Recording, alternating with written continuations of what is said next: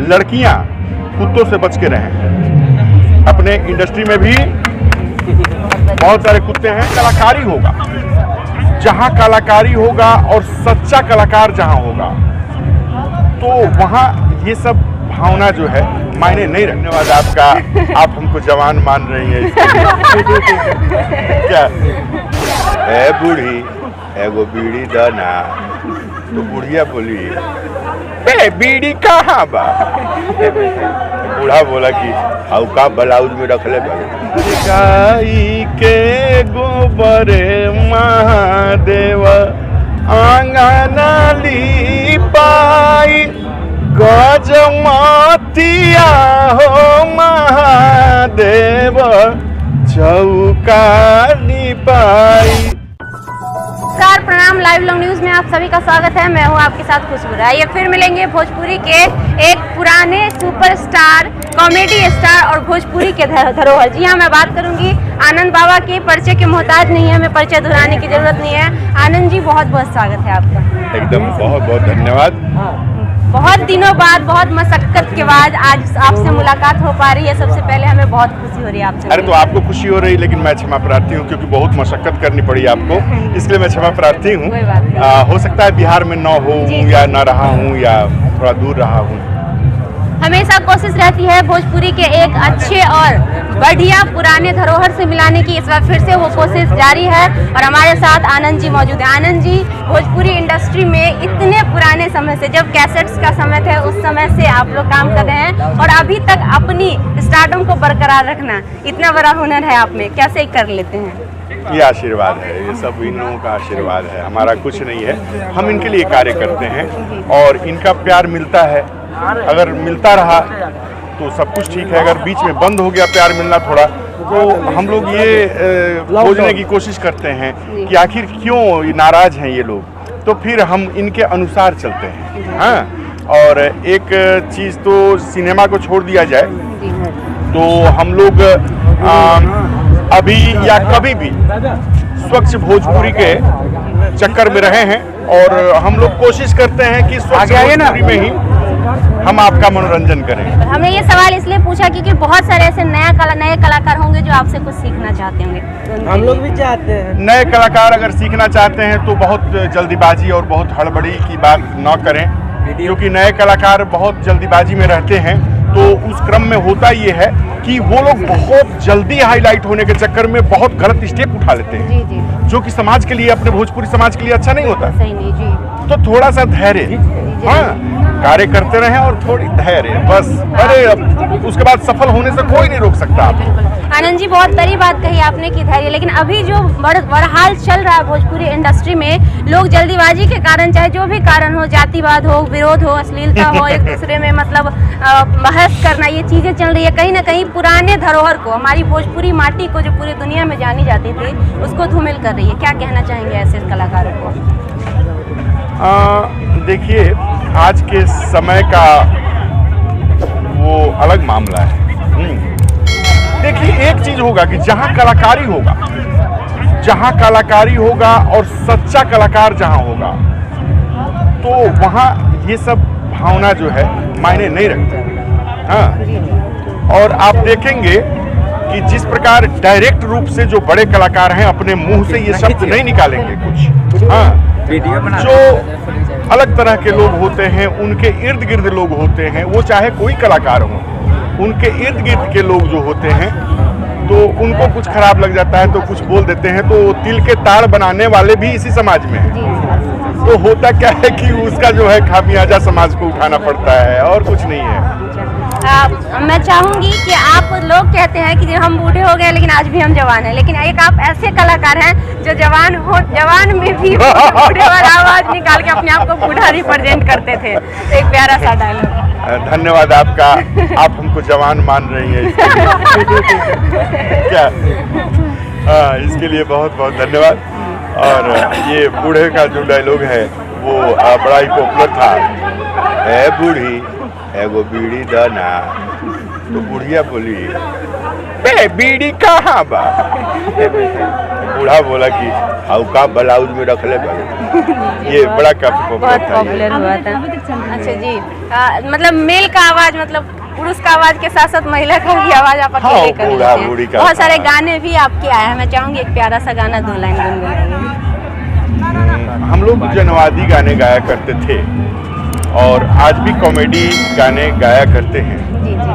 तो कॉमेडी वाले गाने या शादी विवाह या पारंपरिक जो गाने हैं वो हम गाना चाहते हैं। और हम आपसे वो गाना सुनना चाहेंगे कि शादी विवाह में जो औरत लोग गाती है वो वीडियो वायरल रहा है बहुत ज्यादा, और बीच बीच में टोन जो मारती है वो सुनाएंगे। अरे वो तो हमारा और खेसारी जी का था।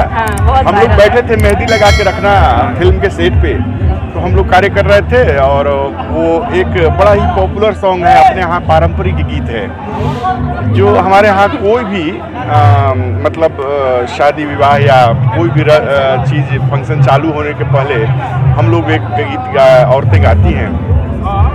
हर गाई के गोबर महादेव आंगन लीपाई, गजमतिया हो महादेव चौका लीपाई, सुनी है शिव शिव के दोहाई। और खेसारी जी वाले में क्या था? अरे के पंडित जी, खेसारी जी वाले में क्या था कि वो इसी क्रम में बुढ़िया आती है, कोई बूढ़ी औरत जो महिला है वो आती है, बीच में वो भी बैठी है, हाँ, और कोई बच्चा उधर से आता है, कोई टोकरी खोजता है, कोई चाबी खोजता है, तो उसी में जवाब भी देना है, उसी में गाना भी है। तो ये बड़ा अच्छा था, ऐसा होता है। बिल्कुल बिल्कुल, मतलब वाकई एक चीज होता है ना कि कला करना, एक करना और एक अपने अंदर में होना। आपने तो देखा जाए तो आपके अंदर में वो कला है जिसको आप रिप्रेजेंट कर लेते हैं। नहीं आशीर्वाद है आप लोग हैं, सब लोग हैं। वैसे तो आनंद जी सवाल बहुत हैं, लेकिन सारे सवालों को मद्देनजर रखते हुए एक सवाल जरूर करना चाहूंगी, क्योंकि आप इस इंडस्ट्री में वरिष्ठ हैं, अनुभवी भी हैं। अभी जो है हाल फिलहाल में महिलाओं के साथ, लड़कियों के साथ भोजपुरी इंडस्ट्री में बहुत ही गलत हो रहा है, चाहे जो कारण हो, मुझे नहीं पता, हमसे बेहतर आप जानते होंगे। लड़कियों की चीजें उछालना, वायरल करना, ये कितना हद तक सही शोभा देता है? कुछ लोग हैं जिनके पास कोई कार्य नहीं है, तो कहीं ना कहीं व्यस्त रहना चाहते हैं। वो लोग ये देखते हैं कि एक पंथ दो काज, एक पंथ दो काज, एक अपने यहाँ स्लोगन है। तो उसमें होता क्या है कि एक कार्य करेंगे और उसका फल 2-3 मिलेगा। हाँ, तो आप हमारे क्षेत्र में हैं, आप हमारे समाज में हैं, तो एक तो कि लड़कियों को ऑब्लाइज करना है या लड़कियों पे प्रेशर बनाना है, तो हम ऐसा कार्य करें कि लड़की प्रेशराइज हो जाए और उसके बाद हमारी अहमियत भी हो, लड़की भी आ जाए और नाम भी हो जाए। तो 3 कार्य। हाँ, तो उस टाइप के लोग जो होते हैं, छिछोरे टाइप के, ये सब करते हैं, हम लोग उस पर ध्यान नहीं देते। बिल्कुल, तो कहीं ना कहीं उससे बहुत सारी लड़कियों के अंदर डर भी बैठ रहा है, इस इंडस्ट्री में आना चाहिए नहीं। लेकिन मैं एक बात और कहूँगा, लड़कियाँ ठीक है, लड़कियाँ भी, जैसे कुत्ता अगर आपको काटता है, आप कुत्ते को नहीं काटेंगे ना। कुत्ता आपको काट लेगा तो आप कुत्ते को काटेंगे नहीं ना। इसी प्रकार लड़कियां कुत्तों से बच के रहें। अपने इंडस्ट्री में भी बहुत सारे कुत्ते हैं और कुत्ते से बच के रहें, क्योंकि वो तो काट लेंगे, आप नहीं काट पाएंगे। और कटा भी रही हैं, मतलब कटा रही हैं, तो ऐसा है कि अपने को बचा के रखना अनिवार्य है। बहुत उच्छृंखलता जरूरी नहीं है, अपने को बहुत हाईलाइट करने के चक्कर में कहीं मामला फंस न जाए, तो इस पे ध्यान देते हुए आगे बढ़ना है। लड़कियां कब फंसती हैं? जब बहुत ज़्यादा किसी के नज़र पे आप चढ़ जाएंगी, तो वो आपको नज़र पे चढ़ा लेगा और चढ़ा के और किसी भी हद तक जा सकता है कोई आदमी।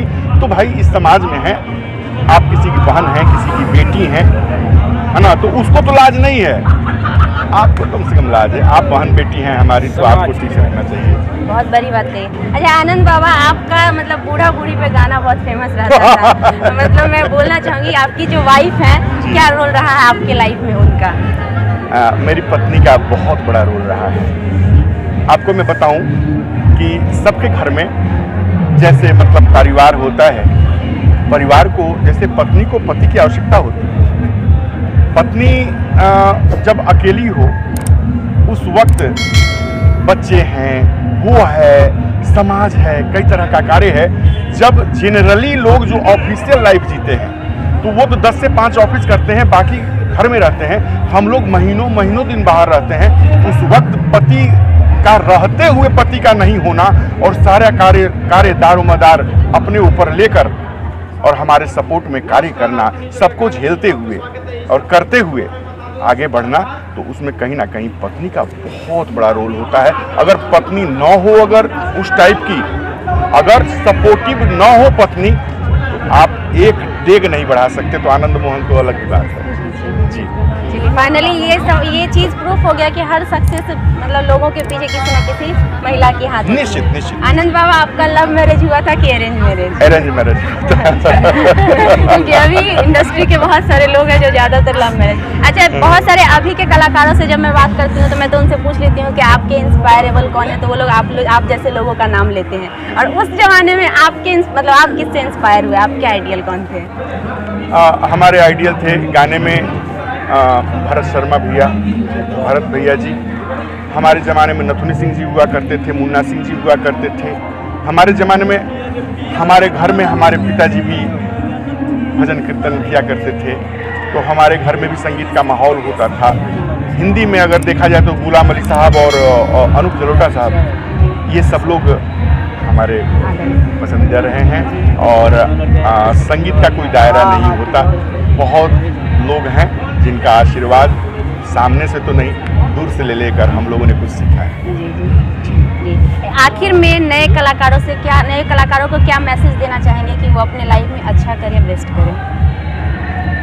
बहुत जल्दीबाजी नहीं, धैर्य और ईमानदारी से कार्य। दो ही चीज़ है, इतने में सब पा जाना है। हाँ, ये दो ही चीज़ है, इसमें सब पा जाना है। निश्चित ईमानदारी से अपना कार्य करें और धैर्य बनाकर रखें, क्योंकि भगवान के घर में देर है अंधेर नहीं। वहाँ घूस घास नहीं चलता, वहाँ ये सब नहीं चलता। हाँ, इसलिए मैं तो यही कहूँगा कि धैर्य से अपना कार्य करें। आनंद बाबा, आपसे मिलकर हमें बहुत अच्छा लगा और आपने हमें समय दिया, उसके लिए बहुत धन्यवाद। बहुत धन्यवाद और बहुत शुभकामनाएं।